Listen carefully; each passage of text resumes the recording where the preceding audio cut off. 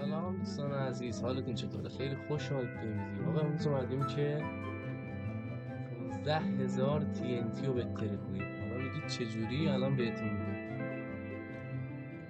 داخل گوگل که بیاید داخل این سایت این کدو که کپی کنید 15000 تا TNT دیگه از لازم این شروع بعد 15000 تا هست. اینتر اوکی. به نظرتون کاری میکنه؟ من احساس میکنم این سری نه، چون اون سری به حالت دیلیوز بود، سوال روزمره.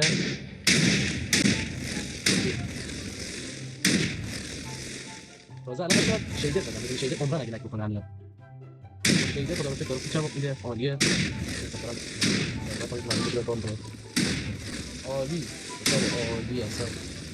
خب بچه‌ها که دقت کنید من شیدر روشن کردم، یه کمی باعث لک خوردن میشه، ولی اگه خاموش بود عمرن لک میخورد. بریم سراغ ادامه ویدیو.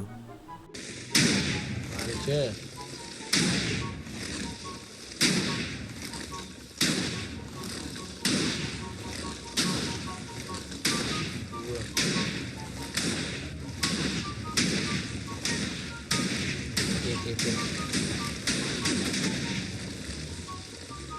حرام بود اصلا لایک نگرفت سر این آخراش یکم بیشتر به نظر من اسم کردم لایک بگیره، ولی اوکی همین عالی. آهن